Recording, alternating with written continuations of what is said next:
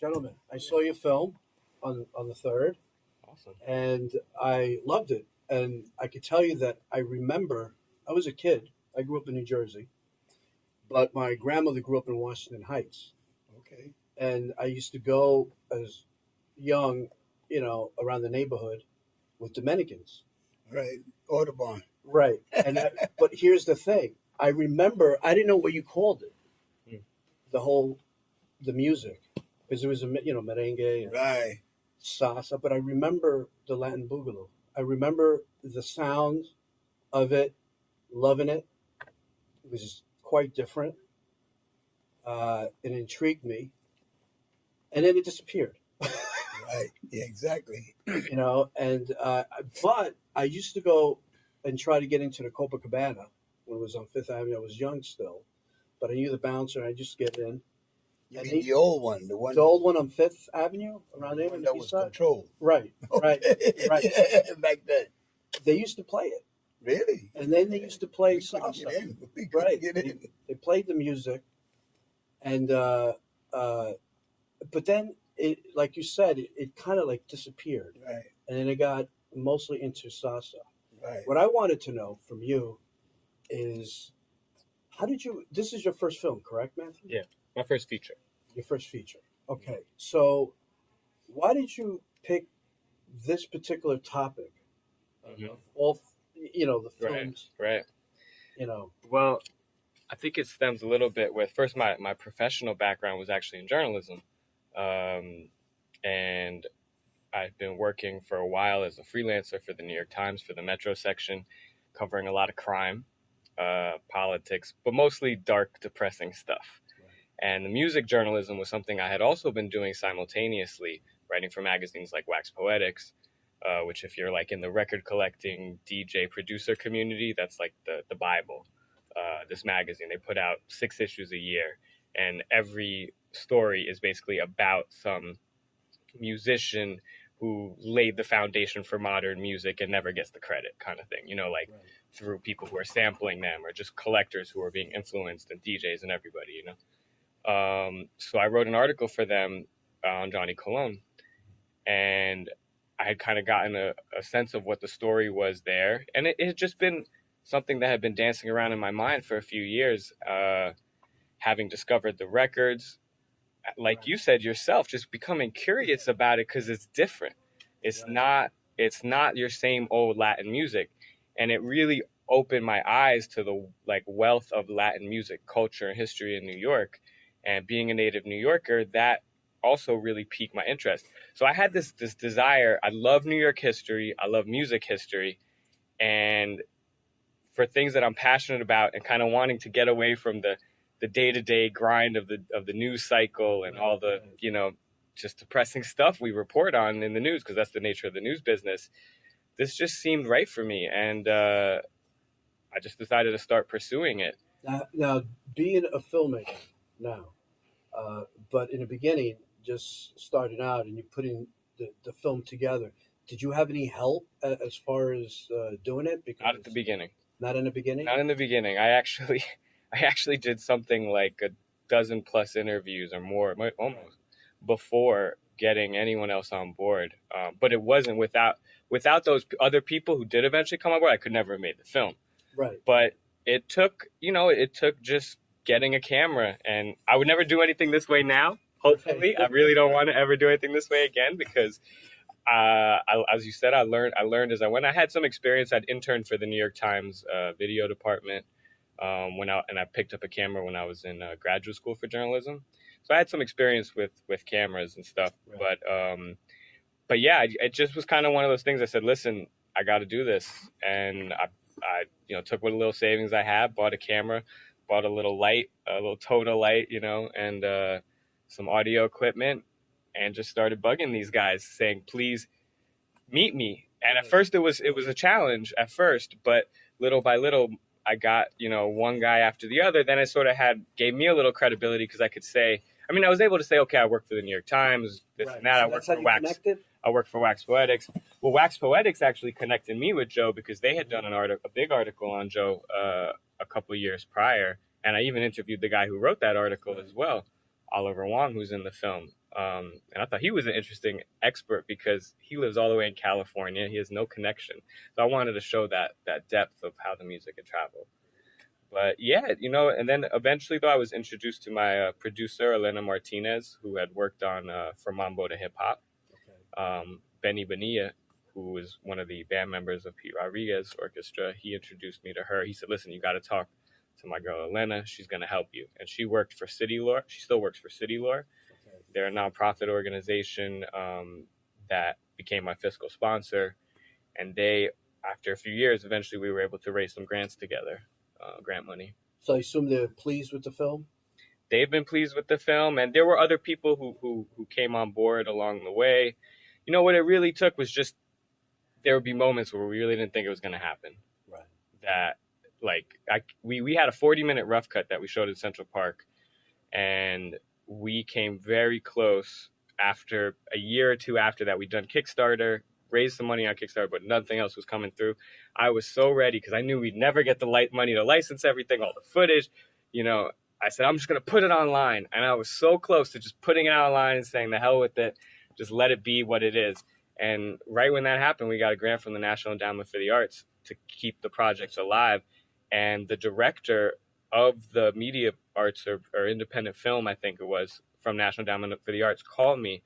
And she said, listen, I grew up in New Jersey, but I used to go to the city every weekend dancing. And I remember this music and your movie and your story just really spoke to me. And I was like, thank you. And that's what it comes down to, is connecting with people. Sure. And the same thing happened when we got into South by Southwest. The main program director for South by Southwest Film Festival had also had a similar connection, where she had been in New York in like the 70s and remembered going out dancing to Latin music. Who is your mentor in film? I definitely struck out on my own at first, but I've had a couple people who have helped me along the way. One of my professors at the CUNY Graduate School of Journalism, his name's David Lewis, and he directed a film called The Pleasures of Being Out of Step. It came out, I think, 2 years ago. It's about Nat Hentoff, the famous writer, just important jazz personality. And he gave me some guidance. There's a lot you got to be aware of in terms of the film festival politics and being very picky about your premiere and trying to roll out the film in the best way possible. So he was really helpful with that. I have a good friend, Ruben Atlas, who directed a film called Hypnotic. He was helpful as well. That was on PBS. Elena's been great. So how long did it take you to do this film? Do the research and development? Sure. Basically, to completing production, post-production was 5 years. Wow. Now, a lot of that time was, as I said, spent trying to raise money.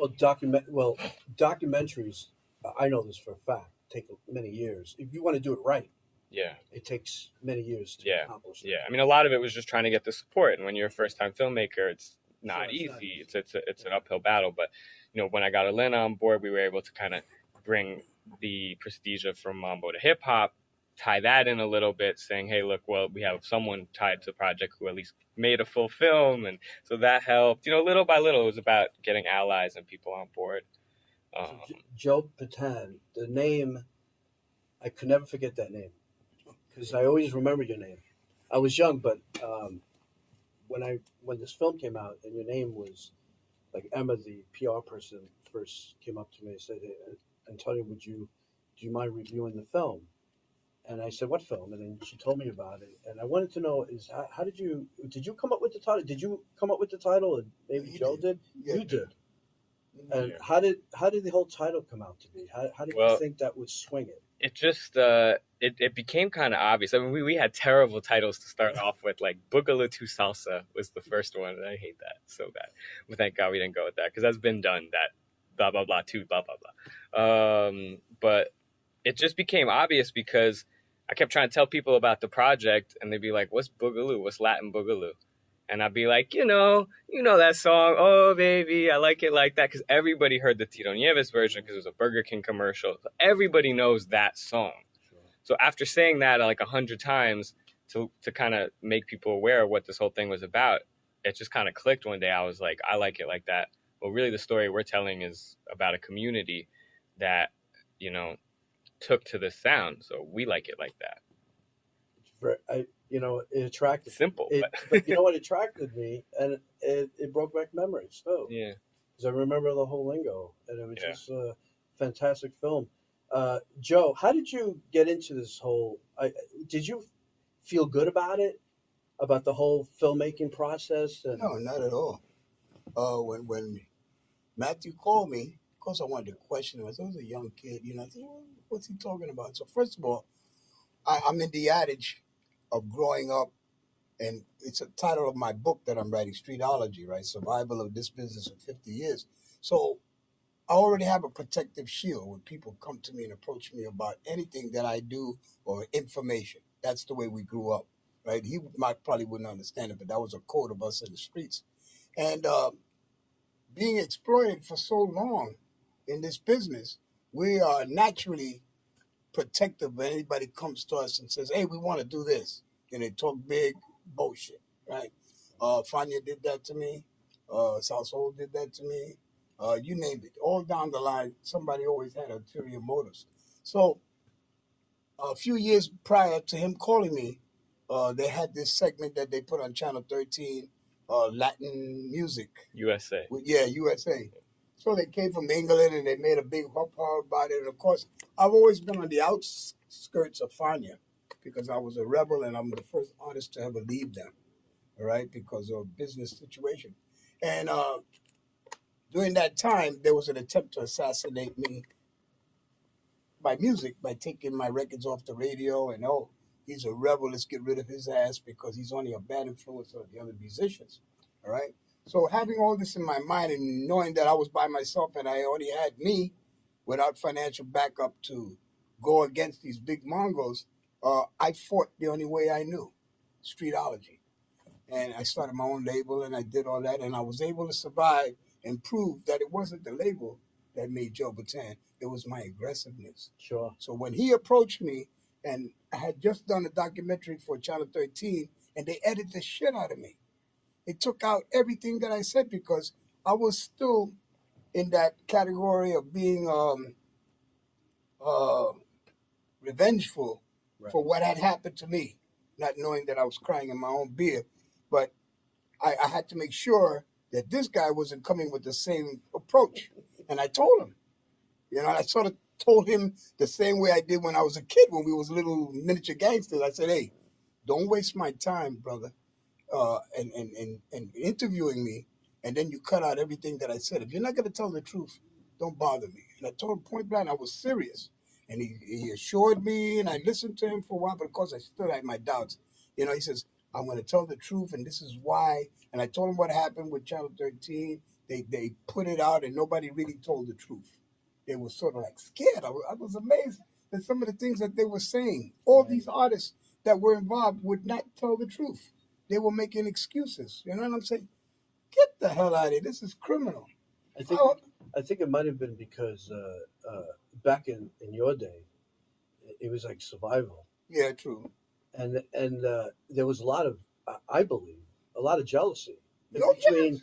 that you were the oldest in the group. You said in the film you were 19 and the Right. kids were younger, right? Mhm.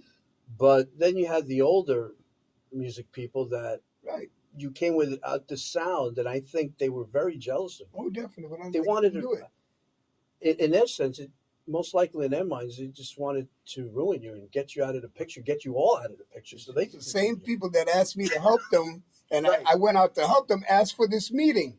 And this is not documented, but all of those names, some of them not here today, were in a room like this asking for my help because I was the hottest thing in Latin music. Hey, how can we get? I said, organize. That's what I said. So it had to be a curse word. They ran back and told those executives that were trying, hey, Joe Bataan starting trouble over there. That was their way to get in on the good side, and that's exactly what happened.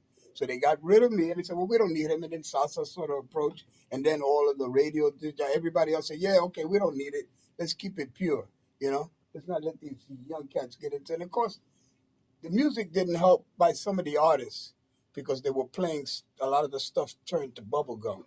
where it wasn't really lyrics or stories as opposed to the way I was doing it. They were just putting it out there and putting the beat, hoping that it sells. So everybody wanted to do a boogaloo. A lot of people weren't successful because with clave and soul, you got to feel both to be authentic. Very few musicians can do that because you didn't grow up that way. Right. You either grew up with the pure sound of clave or you grew up with the backbeat of R&B. But if you were fortunate to have a taste of both like New Yorkers were in New York, that's how we grew up, side by side. And the blacks congregated the Latin dance halls and Latins congregated the soul dances. So there was no difference. There was no prejudice in that. Even the Jews before that. See, that's what I find intriguing. Huh? That's what I find very intriguing. Oh, it is. Because look at today. Look at the stuff that's happening now. But then I recall even walking to Washington Heights and getting along with everyone. That's right. They killed it. The purists killed it. Right. And they wanted to keep it. I say this all the time. They wanted it to be contained, which was foolish, which was stupid. Because although it made big progress in the salsa feeling that went around the world, they didn't realize there was a much bigger audience like it is today. New York is the last to know what the hell is going on. I travel around the world now, thanks to the film and everything else. Everybody that interviews me wants to know about the old days. They're amazed at my stories because I tell the truth. They can't believe that the first big concert wasn't Yankee Stadium. It was the concert that I shoot in Trey Shea Stadium. They can't believe that I was doing this type of music when Columbia said, why don't you get in touch with Santana and Mongo? I said, I don't need those guys. They're copying off me. I did this already before. How it was easy for me is because I was an R&B singer, doo-wop guy that was very difficult to break into that field back then. Smokey Robinson, James Brown. Come on, where the hell are you going to go from East Harlem? Who the hell? You don't have no unique voice. So breaking into Latin was perfect. Joe Cuba was doing it, Hector Rivera, and they were just making little small inroads into this with English lyrics. I said, shit, I could do that. This is right down my alley.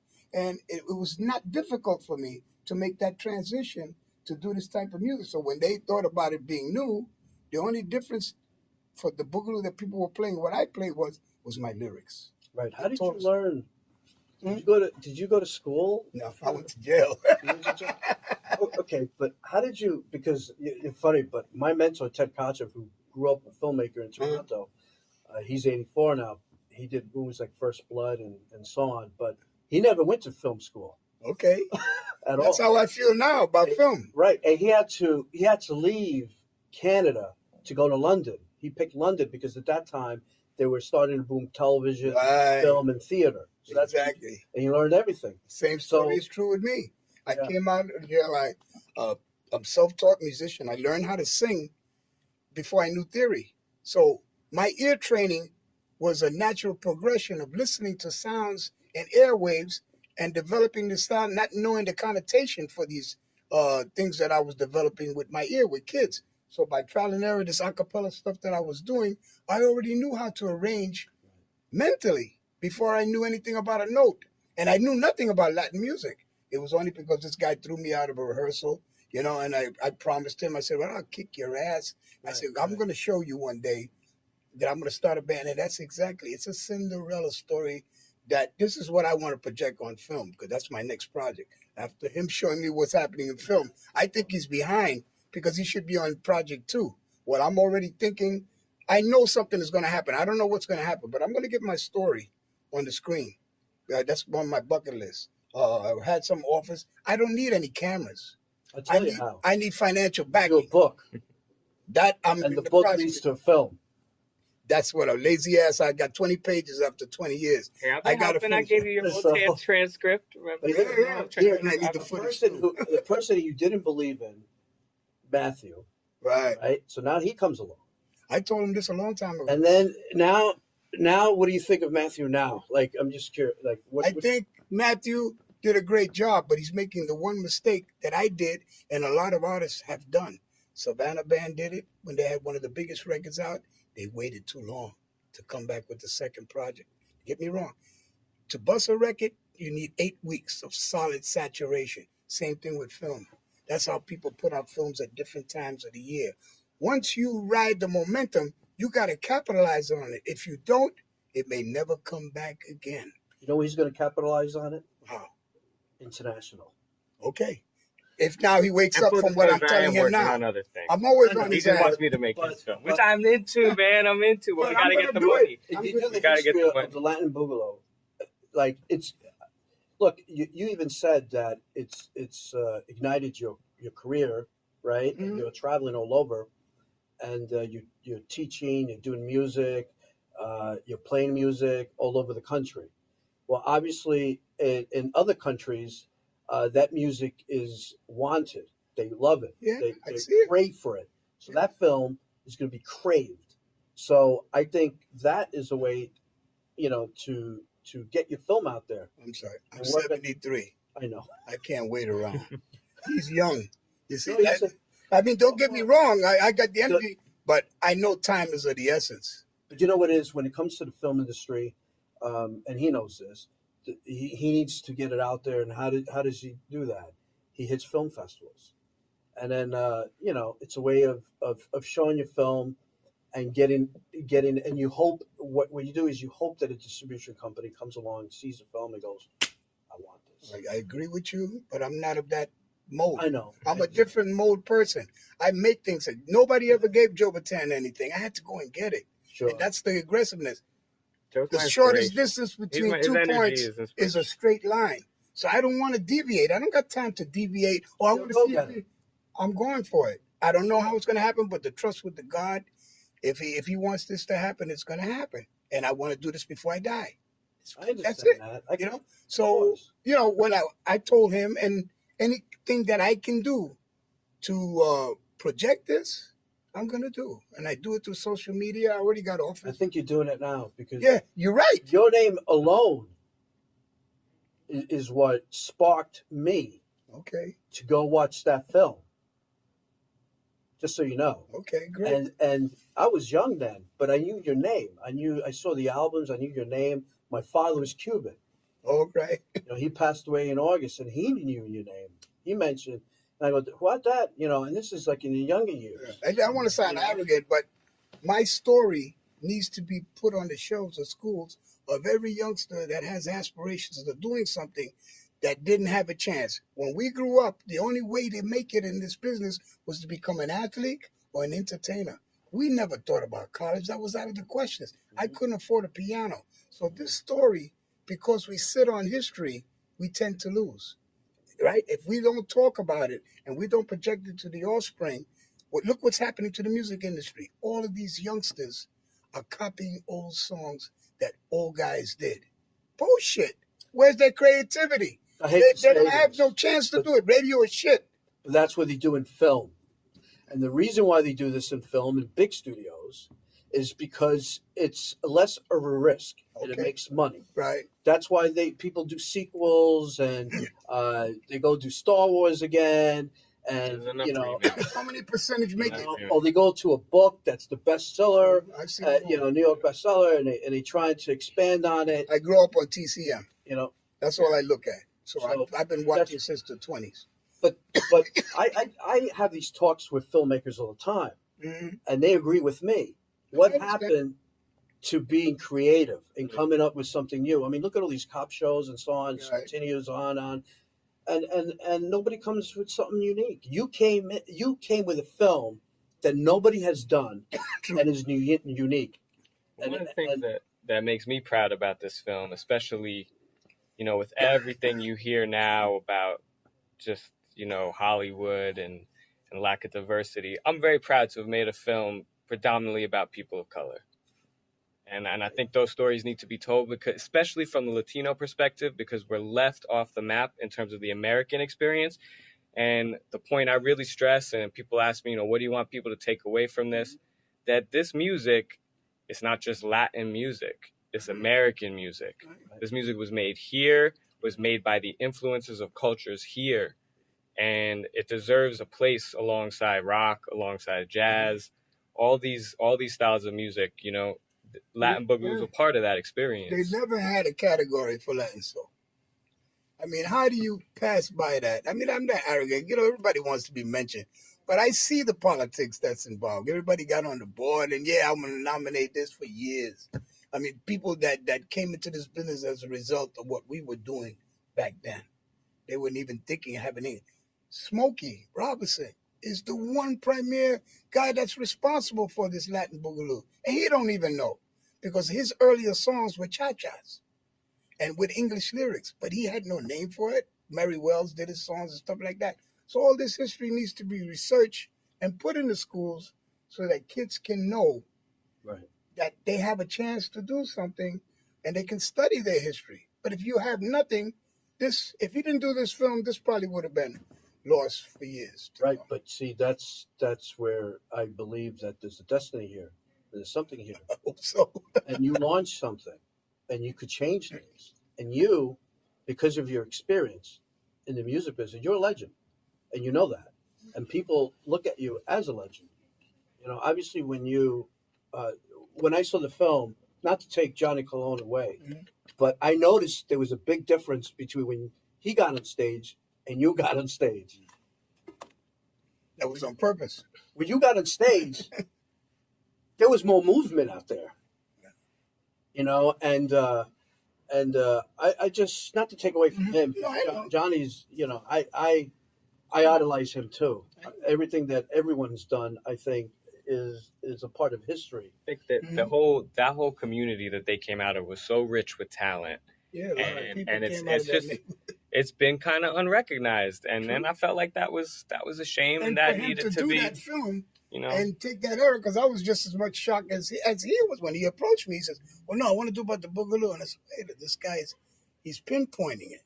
It wasn't like, let me grab all of this. No, he was actually segregating that era from the rest that had already been publicized." And I said, maybe this guy might be for real. So this comes back to something Joe mentioned earlier, which was that PBS film, Latin Music USA, which I don't know if you stuck around for the Q&A, but I mentioned this. But I'll just reiterate that I had seen it when they had, it was like a several part series, and they had one film called Salsa Revolution, which is the one they interviewed Joe for, and it predominantly focused on the Fania All-Stars. Important story. Great story to tell, for sure. So I heard about it was coming out. I didn't know exactly what the focus was, but I knew it was going to be about Latin music around the period where I had already started doing a little research and getting interested in this project and pursuing it. So I got very nervous. I said, uh-oh, did they do my idea? Like, am I too late? And I watched it, and they interviewed Johnny. They interviewed Joe. They had them each on for maybe one soundbite. And then they had Johnny Pacheco saying something like, yeah, Boogaloo was garbage. And then that was it. They moved on to, like, from that whole era of the late, basically 65 to 70, when that whole scene happened, they just kind of skipped over it and said, all right, we're in the 70s now, and let's just forget about that as if it was insignificant. I was like, wow, that was motivation for me, because I said, I think this era, not to take away from the era that comes right after, and the era that precedes it, Mambo and Salsa have been covered. There are several films about both topics out there. Nobody had done a film about the 60s. And the 60s are a really interesting period in America in general. And, all this stuff going on, this revolution, all this, people changing their way of thinking, youth revolution, youth movements. But it's like you never really hear about Latinos in that story, especially Northeast, like New York Latinos. That's like, I'd never really, I mean, I'd like, there'd been a bit done on the Young Lords, not to say that there hadn't been, but like, what else was happening, a bigger picture there. And I thought the music was a great way to tell that story and kind of focus on this period. And then the more and more I did the interviews, I actually really saw what the value was, and what guys like you and the other musicians from that period had done was they had really kept it alive, because the generation was on their way out the door.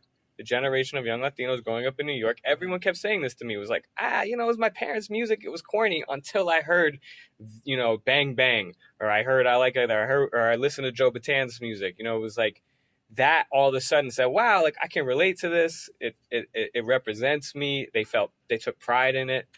And I said, Boogaloo and that whole era. And also, it's important to note that you listen to Joe's old records, he wasn't playing just Boogaloo and Latin Soul. He had some hardcore Escadagas Mambos that were great, and some of my favorites, actually. Like, I love Fuego to this day. That's on heavy rotation in my... it's coming out in a film this year. Good. That's a great song. So they used to. He's done a lot. And all of them, they weren't just doing it. So, and we addressed that in the film where they would, play a few boogaloos, but then bring on the harder stuff, the more traditional, slightly more traditional, but with that sort of New York feel. And that to me is directly paving the way for salsa. So that doesn't happen. We don't have salsa. Important in that era was the name. Nobody else did this, but I had the insight to know if I kept the name Boogaloo with Joe Bataan synonymously, I would die out. It wouldn't last because it was a bubblegum name. So I decided to change up at an early stage to say that I represented Latin soul because I knew that was a word that wouldn't be killed off. You could describe that easier than you could Boogaloo because everybody's still asking what the heck is Boogaloo. So throughout the years, I proved that Fania wasn't the only story in town. They were jealous of what I did because I started Sal Soul Records, and I did it again back in the 70s and 90s. I brought rap music.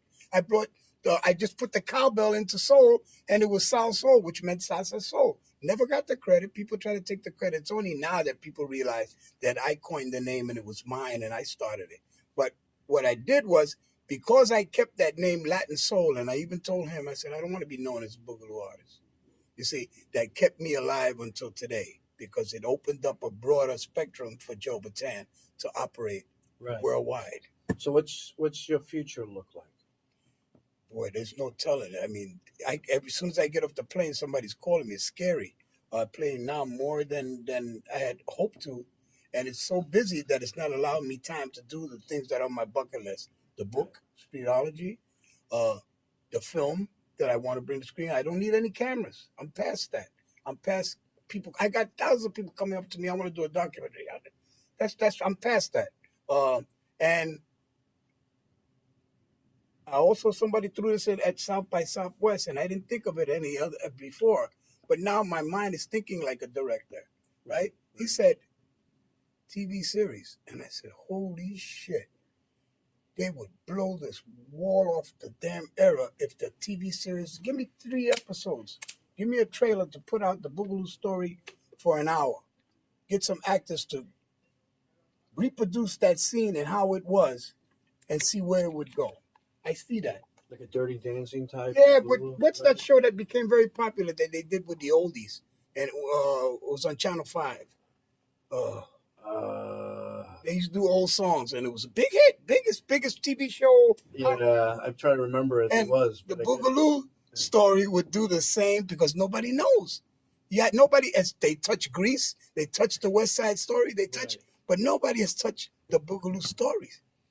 I told you, I've pitched to try and do a little episodic. So what's your future look in the film industry? Yeah, so I've started work on a new music documentary about soul jazz and jazz funk. It's a somewhat similar story about a group of musicians who were overlooked within the jazz field. Artists like Roy Ayers and Herbie Hancock, and I mean they get credit, but the music that they did in the 70s never gets recognized within the canon of like jazz history, except who picked up on it a generation later, all your golden era hip hop samples. So kind of how the music traveled and how it left its mark in other realms. This is not 100% yet, but I'm supposed to start a short film for Red Bull TV and Red Bull Music Academy on Eddie Palmieri and Harlem River Drive. If that happens, it's gonna happen in the next 2 months. So be on the lookout for it. If it does happen, we're waiting. I mean, they're trying everything they can to make it happen. We got a question for you. But we'll see what that happens. That'll be a good Frank story. Sinatra documentary. Yes. You know the name of the director? Is it a Peyton or something like that? No, but I can find out. I'll find out. He approached me. We'll Google that later. And what they're planning to do is, and there's a new span on music, they're going to take the music from East Harlem. Okay. And show the influence around the world. And it's just not Latin. It's anything that came out of East Harlem at that time. So they, of course, approached me and said, well, you're a big piece, and we want to get your story. So that's in the works.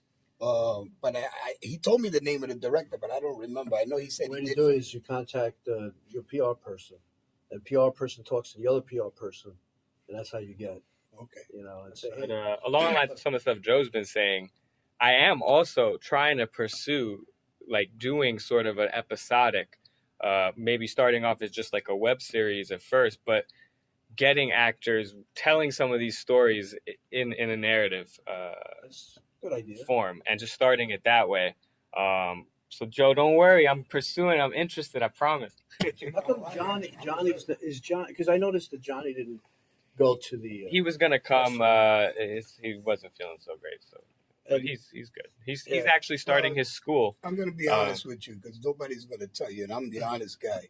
A lot of these musicians are set in their old ways. right. They can't see the future because they're only still operating in the past, right? I've approached Johnny many times. I said, look, you want to come on the circuit, do this and that? Yeah, but I have to have it this way. And then I say, and I'm saying to myself, well, who the fuck do you think you are?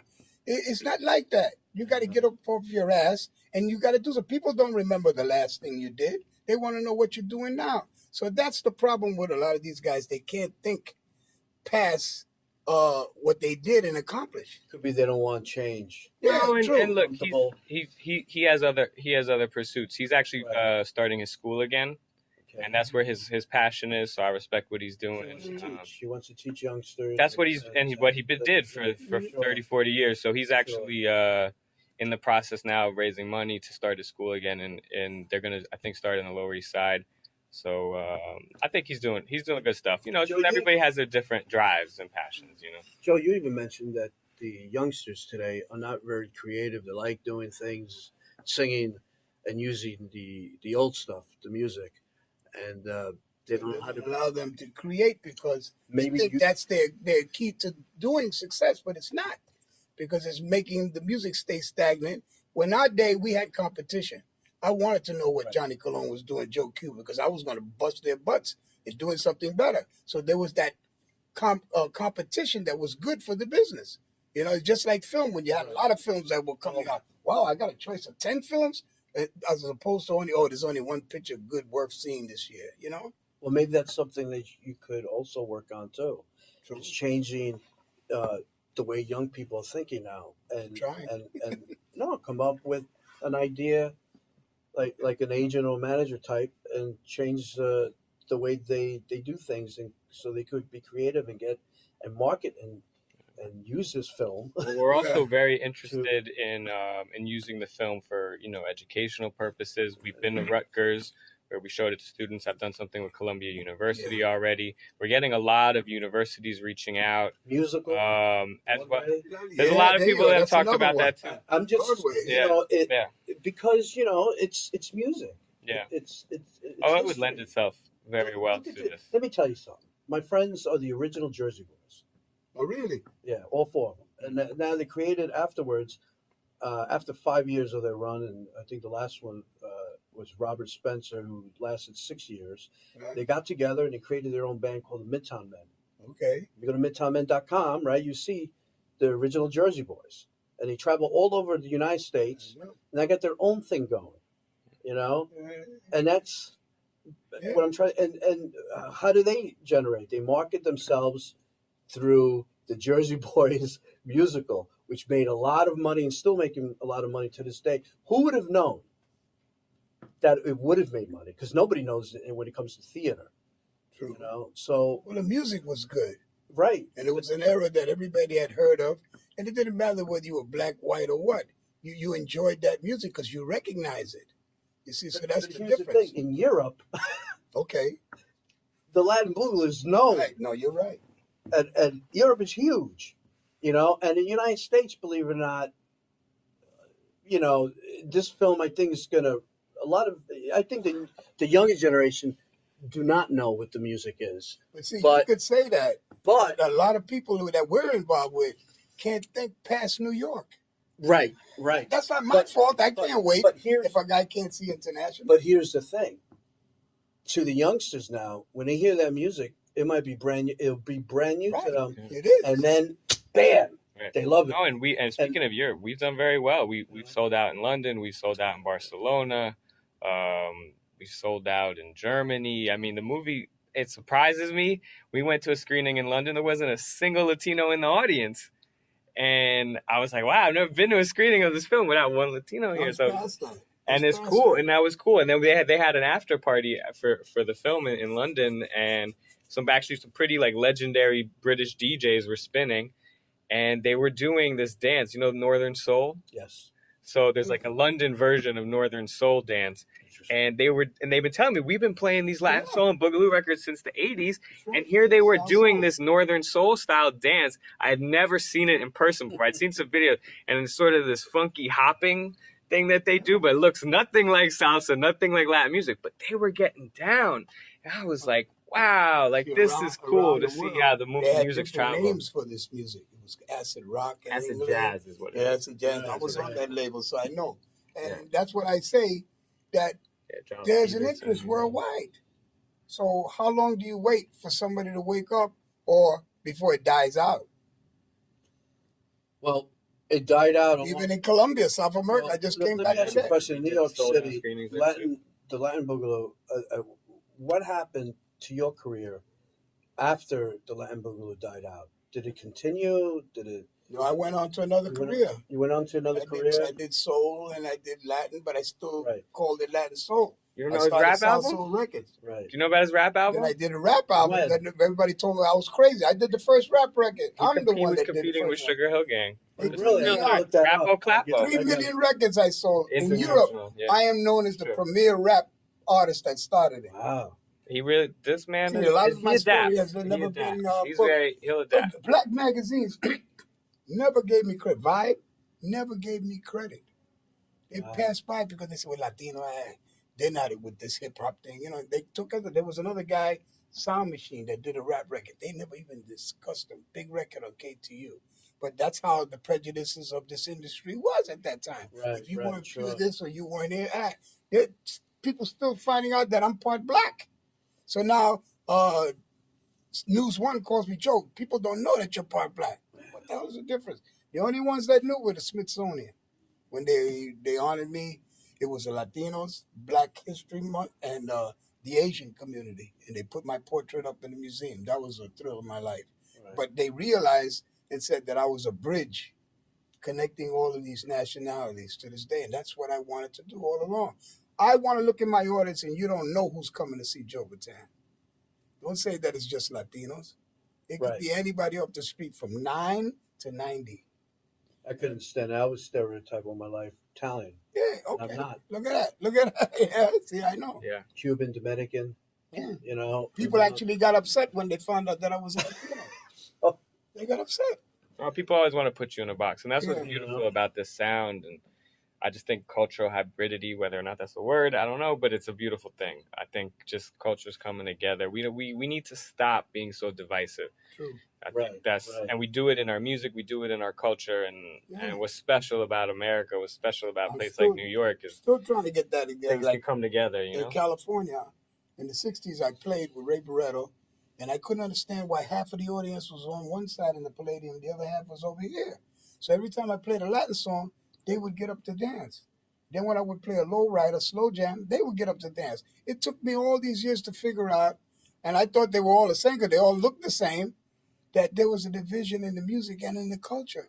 To this day, it's not blacks that go see the soul shows in California. It's La Raza, the Chicanos, the Mexicans. Yeah. I got 90% of an audience of Mexicans that love Joe Bataan. You can't go down the street without them saying, Joe Bataan is their guy. And I said, why me? I'm not Chicano. He says, it doesn't matter. You play what we like. So now that the film's out, right? The film is out. When you walk in the street, or when you're walking in the street, do the music people come up to you? Really, it hasn't hit that thing yet, like the old days. Hasn't been, but social media, it does. The social media, people, saying, hey, are they positive about it? Or? Oh yeah, the New York Times article just came out, and I got hits from Japan, London, California. I mean, it's amazing how that social media thing works. Especially, I just learned about hashtag, so now I'm really getting into it, boy. It's going all around. Even when I did it, people were emailing me. Look at that, Yo, Phil, and I was just I couldn't understand. I said, how does Jennifer Lopez have 1 million followers and I only could get 5,000? And I was saying, but we got the same page. She's got to be under the same rules that I am until there's a lot about the social media that we don't know. And that's the next wave because there's only 3 record companies left, right? So where do you go? Beyonce proved it. She went through YouTube and this. So that's right. That's the next era where we got to go. So I want to put my video on YouTube, put it out, see how many hits I can get because that's how you make money. Oh, sure. It's by the hits. It ain't by how many records I sold. Forget about that. That's old stuff now. I can't remember her name, but there was a girl that I knew that she did a couple songs, and what she did was instead of going to iTunes and all these people, she sold it for $1. 150,000 people bought it. Look at that. Yeah. Because of her social media. You got to know how to do that. They liked it. Bam, bam, bam, bam. They bought, Look at that. That's all I need. Sold it for $1, and everybody went and they bought this stuff. But of course, with your film, I think your film has a lot of meat to it, and it's an educational experience. You brought a lot of history to Latino music. It's something that I forgot and now remembered and enjoy because it was a good period in my life growing up, and I think it's going to do very well. Thank you. And I wish you great success in the film. Thank you. And I just hope that you realize that getting into the Oscars. Yeah. It was a gentleman, right? It was. And the Q&A. That's the second time someone said that. And I fully Do you know appreciate why I it. say that? I don't have, unreal. I just try and stay humble and just keep grinding, A lot of people that do documentaries are not aware that if you win 2 prestigious film festivals, that you qualify to enter it in the Oscars. Look at that. A lot of people do not realize. Like I always tell people, short films and animation, short, enter it, do it. And you never know. You never know. But honestly, like it's surpassed my expectations. It's done. The response has been really great, and it's just been rewarding to see these guys like Joe, getting the attention I feel they deserve. One of the nicest things was when we got in Lincoln Center, we got Joe, not only Joe but Pete Rodriguez and Richie Ray playing on the same bill at Lincoln Center for like 10,000 people, and Pete himself he played 1 show in 40 years. Wow. And his son called me the next day. He's like, listen, we got to find more gigs for my dad. He's got the bug again. And I was like, this is great. I'm just happy to see these guys playing and doing what they should be doing, being appreciated like they should be. That's fine what Matthew says. But, I got to disagree that although he's happy for us, he's responsible because he started this shit. There's something else that he can do to put this over the hump because now he has the name. He can utilize this and take the wave and try to solve different ideas. I think the aggressiveness is short stay. Yeah, he needs a fire under him that's going to push him off the planet. I'm sorry, I do it all the time. And today, me talking to you, this is on purpose. I'm firing him up without him even thinking that the interview was with you, but I'm firing him up because if he doesn't do it, I'm going to do it. Help him. I said he's my motivation. Motivation is a big thing. And he still has that knife. So momentum is the key. No, you're right. You got something hot? Yeah. Run with it. See where it goes. It's true. I'm not sitting on my laurels. What I saw that day in the premiere on March 3rd, when I walked in and I saw all those people there, I was amazed of the ethnic background. It was all. It was mixed. It's definitely very mixed. Yeah, it's beautiful. No, the crowds. And I want to stress this because we're going to be doing more screenings. And, even though the movie's out on VOD, I think there is a unique experience to be had by coming to see it on the big screen. Because it's just this, every time we do it, it seems to be this really nice communal experience of people just really getting into who's coming. the film. And we all, so we always. Plus, there was a woman that right away, because I know this because of the percentage of women directors and writers and who asked about and I even knew the answer to that. That's what because in those days there weren't really a lot of women band leaders, singers at that time, especially in Latin boogaloo. So, I mean, as I said in that when I answered that question, the only one we maybe could have put a little attention on was La Lupe. But when I started this film, there had just been a whole La Lupe documentary that had come out. Right. So in my mind, I just felt like, these guys haven't gotten any attention, you know, and let's give them their moment. And you know what was nice? Somebody came up to me after that screening the other day and said, there was a woman too, and she said, "Thank you for making a positive film about Latino men. That doesn't happen enough." And I was like, I never thought of it that way. It wasn't to me whether I was thinking about making a film about men or women, whoever. I was just trying to make a film about music and musicians. And as I'd said, we'd wanted to talk to Joey Pastrana's backup singers. They just turned me down. And, But there was a woman, and there were several women in the film. in the film. There were several and, women in and the film dancing, who speak to the dance. She's been sick. Who? I don't know if they're Sandra? no, the two girls. Oh, the One that coquettes. terminal illness. Yeah, no, So she wasn't well. She didn't want to be bothered. She sat next to me and almost didn't recognize me. I didn't. She came to see me play in Jersey. But they were an important part of his sound, Joey Pastrana's sound. Yeah. If you listen, the female vocalist in his band really added something. So I really did want to talk to them. I thought they were great. And there were a few other singers who you know, contributed a bit for sure. Do you feel proud? Of course, yeah, I do. I mean, the fact that it's on sale, I know. music licensing, footage licensing. I mean, there was just mountains of stuff that had to be dealt with, and it's been an experience. You know, it's been an experience. The only thing sometimes, you know, Joe doesn't quite understand is that when it comes to starting the next thing, you got to have as many of your, what do they say, ducks in a row or eggs lined up, because there's so many things that can keep you from actually putting out a product that get in that way. The story that comes to me is Robert De Niro is over there. I read all kinds of things, and I forget the guy's name that did Bronx Tale. Chaz Palminteri. So he has this story. He brings it to, hey, would you do it?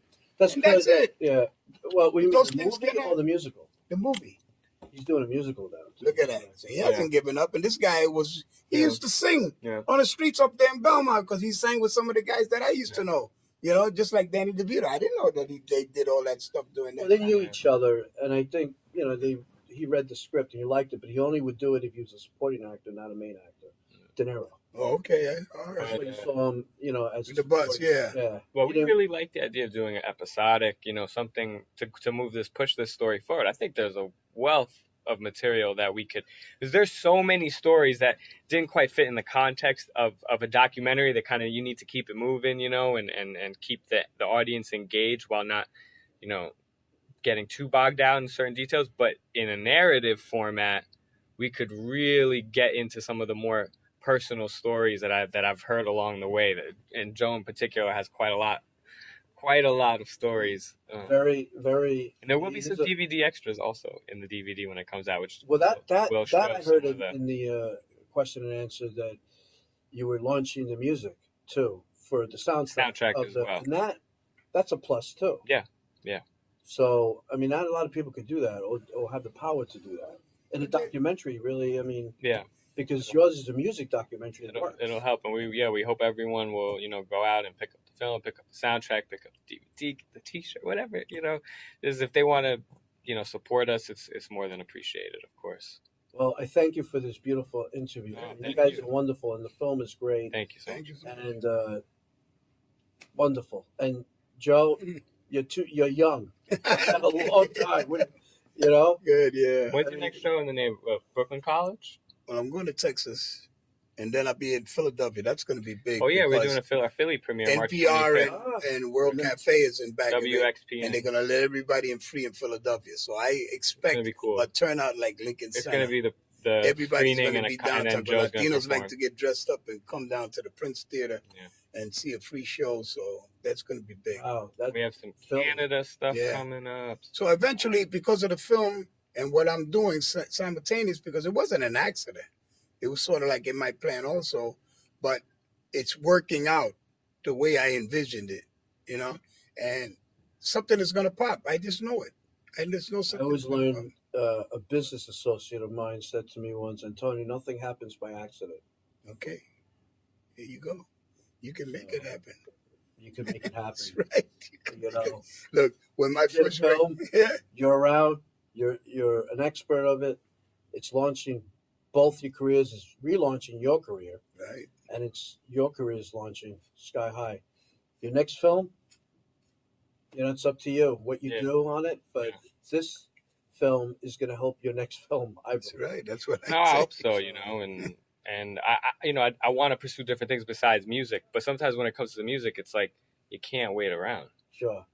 So it's like this other music project. I have several other things that I'm going into, but I had to start on it because There these was guys this were filmmaker. passing away last There year. was this filmmaker I knew 7, 8 years ago. He did Perfect Disasters on Natural Geographics. Okay, Mhm. about the solar flares of the sun. Hmm. Okay. After that, 2, 3 years later, he did an independent film called Monsters, Hmm.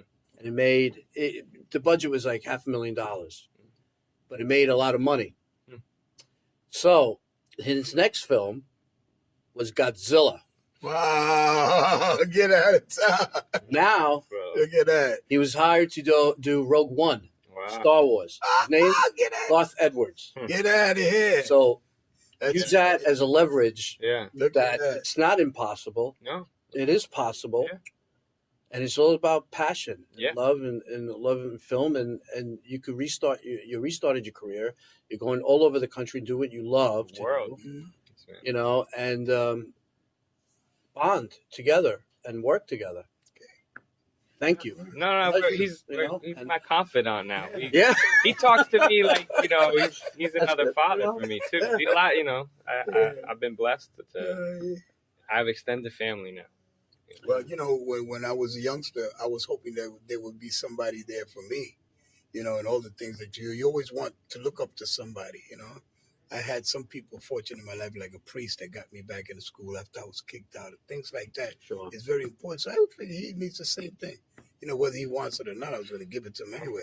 There was a lot of people I met, like Ice-T, Yeah. Victims Unit. Right. I still remember the first Yeah. time he called. I left a message, and he called me on my phone. I remember I was with my now wife. She was my girlfriend. Then I was like, Joe Batan's calling.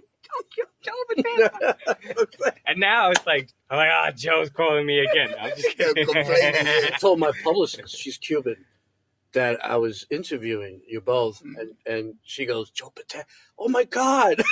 Oh, wow, it's nice to be And remembered. she's older than me. She's Wow. almost 60. Yeah, that So, sounds but okay. she remembers, she's Cuban, and she remembers your music. Everybody, I think all the Latinos remember your music, and Thank you. and I think that's why the film, I think, is going to do great, and I just hope it does great overall, not just in the Latino market, Yeah. but all the Yeah. market. Well, that's It's like Confucius says, a picture's worth 10,000 words. And he's so right. I said, I'm in the wrong business. Yeah. With a film, all the work that I did for 50 years could be done in one projection. Well, Be surprised. technology now is so different. You could do things faster, but documentaries are because of research and development, and like you said, funding takes a Right. long time. We're in a good time right now for documentaries. Yes. It's one of the few industries that the internet's actually helping. Yeah. With all the new platforms now that are pushing documentary. I interviewed Kevin Spacey, and he came up to me and he said to me one time way back, and he said he's very picky on who interviews him. I didn't know that. Okay. I said, why did you pick me? It was a green carpet. I'm into sustainable energy and the film industry too. So he's into. No, I could understand that. After you Yeah. get to a certain plateau, you want to make sure that the person's not putting something out there that you don't want them to say, but it's all up to you. Yeah. And, you have to have trust in people, and believe in people. Yeah, a lot of interviews have ulterior motives too. Yeah. You'd be surprised.